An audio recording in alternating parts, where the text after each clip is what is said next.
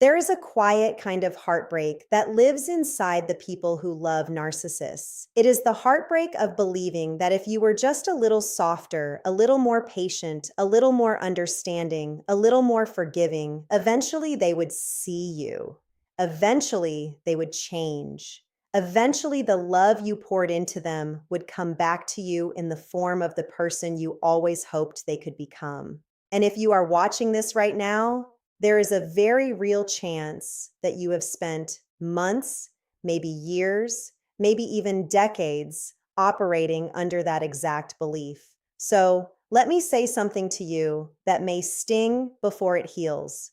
Kindness will not fix a narcissist. Compassion will not awaken them. Patience will not soften them. Endless forgiveness will not transform them. And the more you give, the less they value what they are receiving. But there is something that genuinely shocks them, something most people never try because it feels unnatural, terrifying, even cruel at first. And once you understand what it is, you will never look at your relationships the same way again. Before we go deeper, if you are someone who is healing from narcissistic abuse, rebuilding your self-worth, learning to set boundaries, or simply trying to understand the psychological patterns that have controlled your life for far too long, take a moment right now to subscribe to this channel. Everything shared here is designed to help you reclaim your peace, your power, and your identity. Subscribe because what you are about to hear is not just information. It is the beginning of a shift inside you that cannot be reversed. Now let us begin where most people get it wrong. You were taught somewhere along the way that love conquers all. That if you treat people the way you want to be treated, they will eventually rise to meet you. That if someone hurts you, it is because they are hurting inside. And if you can just love them through it, they will heal. These beliefs are beautiful when you are dealing with emotionally healthy people. But narcissists do not operate on the same emotional frequency as you. They do not interpret kindness the way you interpret it. When you give a narcissist your softness, they do not see a gift. They see an opening. When you give them your forgiveness, they do not see grace. They see permission. When you give them another chance, they do not see your loyalty. They see your tolerance for mistreatment, and every time you respond to their cruelty with understanding, you are unknowingly teaching them that there is no real cost to hurting you. This is the part that breaks people because you are not being naive. You are not being weak. You are being human. You are doing what any emotionally intelligent person would do in a relationship. But the tragedy of loving a narcissist is that the very qualities that make you a beautiful partner, friend, child, or coworker are the same qualities they exploit. Your empathy becomes their playground. Your patience becomes their license. Your willingness to look inward becomes their excuse to never look at themselves. And slowly, without realizing it, you become the emotional caretaker of someone who has no intention of ever caring for you in return. So, why does kindness not work? Why does giving more, loving harder, explaining better, and trying again never produce the breakthrough you have been praying for? Because narcissism at its core is not a misunderstanding. It is not a wound waiting to be soothed by the right person. It is a deeply rooted defense system built on the need for control, superiority, and a constant supply of emotional reactions from others. A narcissist does not want a partner. They want a mirror that reflects them in the most flattering light possible. They do not want intimacy. They want access. They do not want to be understood. They want to be admired, feared, needed, or pied, whichever emotion gives them the most power over you in that moment. And when you respond to their behavior with kindness, you are simply confirming that the system is working, that you will stay, that you will absorb, that you will adjust, that you will keep showing up no matter how much they take. This is why you can apologize 1,000 times and still be blamed. This is why you can explain yourself with perfect clarity and still be misunderstood on purpose. This is why you can give until you are empty and still be accused of not doing enough. Because the goal was never resolution. The goal was control. And as long as you are emotionally engaged, emotionally reactive, emotionally invested in fixing what they broke, they are winning the only game they know how to play. Now, here is where the shift begins. Here is where you start to understand what actually shocks a narcissist. And it is not what most people think. It is not revenge. Revenge feeds them because it proves you are still emotionally entangled. It is not screaming because chaos is their natural environment. It is not threats because threats give them something to weaponize against you later. It is not proving yourself because the moment you try to prove your worth to someone who refuses to see it, you have already handed them your power. It is not begging because begging confirms their superiority. And it is not trying harder because trying harder is exactly what they have conditioned you to do every time they withdraw affection. What truly shocks a narcissist is the one thing they spent the entire relationship trying to prevent: your emotional detachment, your quiet, unshakable, fully reclaimed self. The moment you stop reacting, stop explaining, stop defending, stop chasing, stop hoping, stop performing, and stop needing them to understand you, something inside their internal world begins to collapse. Because their power was never in their charm, their intelligence, their success, or their words. Their power was always in your reaction. And when the reaction disappears, so does their grip. Think about that for a moment. Everything they did, the silent treatment, the sudden affection, the cruel comments followed by sweet apologies, the gaslighting, the triangulation, the breadcrumbs of love that kept you starving, was designed to keep you emotionally swinging between hope and despair. This is what is known as intermittent reinforcement, and it is one of the most powerful psychological bonds a human being can experience.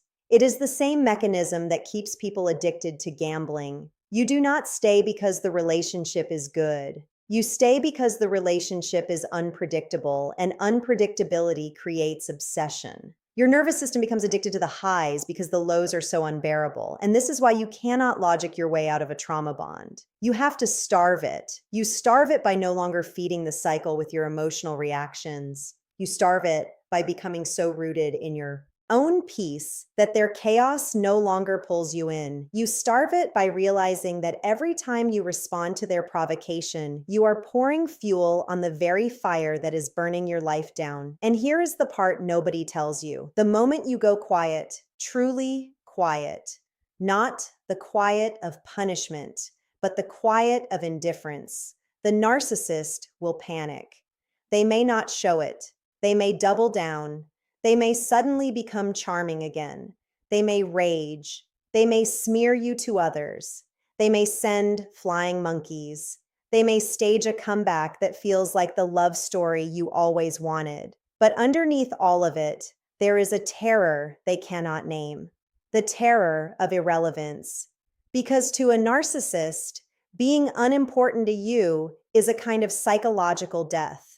And this is where most people break down and go back. Because the moment the narcissist senses they are losing you, they will perform the version of themselves you always wished they were. They will say the words you spent years trying to extract from them. They will cry. They will promise.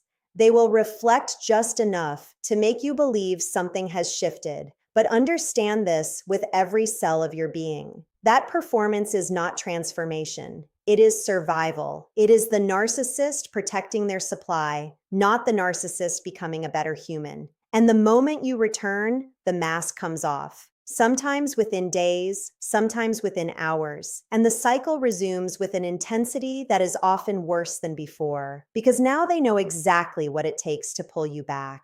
If this is resonating with you, if something inside you is finally clicking into place, take one more moment right now to subscribe to this channel, because the journey out of narcissistic abuse is not a single decision. It is 1,000 small decisions made every day to choose yourself over the illusion. And you deserve a steady voice in your corner reminding you that you are not crazy. You are not too sensitive. You are not too much, and you are not asking for too little. Subscribe and let this be one of the daily anchors that keeps you grounded in your healing. Now let us go deeper into what reclaiming your power actually looks like. Because emotional detachment is not coldness. It is not bitterness. It is not pretending you do not care. It is the moment your nervous system finally accepts that this person is not safe for you and stops trying to make a home in a place that has only ever offered you storms. It is the moment you stop translating their cruelty into something more palatable.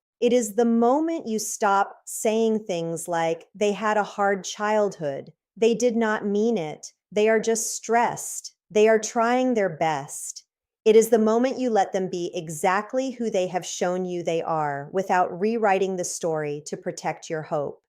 And then come the boundaries, real boundaries, not the kind you announce, not the kind you threaten, not the kind you negotiate. Real boundaries live in your behavior, not in your words. A real boundary is when you stop answering the phone at midnight. A real boundary is when you no longer explain yourself to someone committed to misunderstanding you. A real boundary is when you stop attending the family events where you are consistently disrespected. A real boundary is when you take the financial control back. A real boundary is when you stop sharing the details of your life with someone who has only ever used them against you. A real boundary is not a wall you build to keep them out. It is a standard you build to keep yourself in. And this is what truly destabilizes a narcissist, because they were never afraid of your anger. They were afraid of your indifference.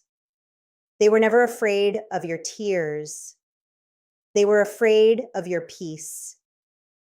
They were never afraid of losing the argument. They were afraid of losing the audience.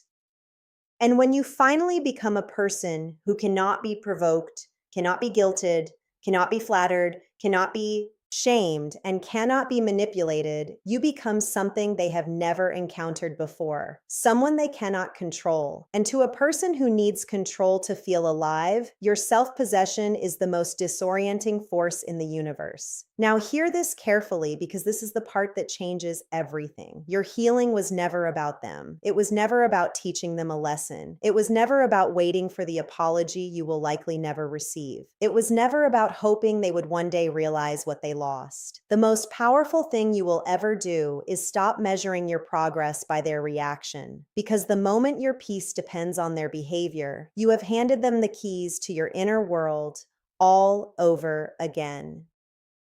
The real victory is when you no longer need them to acknowledge the damage in order to begin repairing it. The real victory is when you can hear their name without your stomach dropping. The real victory is when you stop checking their social media, stop rehearsing imaginary conversations in the shower, stop waiting for closure that will never come, and finally, accept that closure is something you give yourself. You are allowed to walk away from people who only know how to love you in fragments. You are allowed to stop being the emotional translator for someone who refuses to speak the language of accountability. You are allowed to be tired. You are allowed to be done. You are allowed to choose a smaller life filled with peace over a louder life filled with chaos. You are allowed to disappoint people who were never going to be satisfied with you anyway. You are allowed to let them think whatever they want to think, because their opinion of you was never accurate to begin with.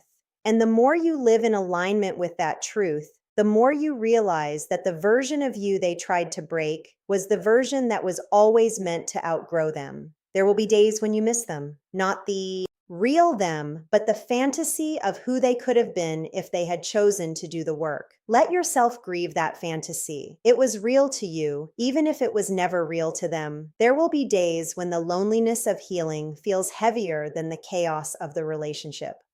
Stay anyway. Stay with yourself. Stay rooted in the quiet, knowing that what you are building inside of you right now is something no one can ever take from you again. There will be days when you doubt your decision. That is not weakness. That is the trauma bond speaking in a voice that sounds like your own. Listen to your healed self. not your wounded self, when making decisions about who deserves access to your life. And slowly, almost without noticing, something inside you will begin to settle. You will stop flinching at the sound of a notification. You will stop replaying conversations from years ago. You will stop measuring your worth in their absence or their attention. You will catch yourself laughing again deeply, freely, without bracing for what comes after. You will catch yourself trusting your own perception again. You will catch yourself choosing rest, choosing softness, choosing yourself without guilt. And in those moments, you will realize that the narcissist did not win. They simply revealed the territory inside you that needed to be reclaimed. This is what truly shocks them. Not your rage, not your revenge, not your success used as a weapon, but your wholeness, your stillness, your refusal to be summoned back into their world by old emotional hooks. The fact that you can wish them well and still want nothing to do with them. The fact that you can understand them deeply and still choose to walk away. The fact that you can love yourself more than you ever loved the idea of fixing them. That is the kind of power they cannot mimic, cannot manipulate, and cannot manufacture. And that is the kind of power that ends the cycle. Not just in this relationship, but in every relationship that comes after. So if you are standing at the edge of this decision right now, wondering if you have what it takes to stop pouring yourself into someone who will never fill you back up, understand that the answer has always been inside you. You did not need to be kinder. You did not need to try harder. You did not need to love louder. You needed to come home to yourself. And every single moment you spend choosing your peace over their chaos is a moment that rewrites the story of who you are allowed to be. If this spoke to something deep inside you, take a moment right now to like this video, to subscribe to this channel, and to share it with someone who needs to hear these words tonight. This is a space built for people who are done being managed, manipulated, minimized, and misunderstood. This is a space for people who are choosing themselves sometimes for the very first time in their lives. Stay close, keep healing, keep choosing the version of you that they could never quite break. And the next time you feel the pull to go back to explain one more time, to give one more chance to soften just a little, remember this: they were never shocked by your kindness. They were shocked by your absence. And the most powerful absence you will ever create is the one inside their world. When you finally fully and unapologetically return to your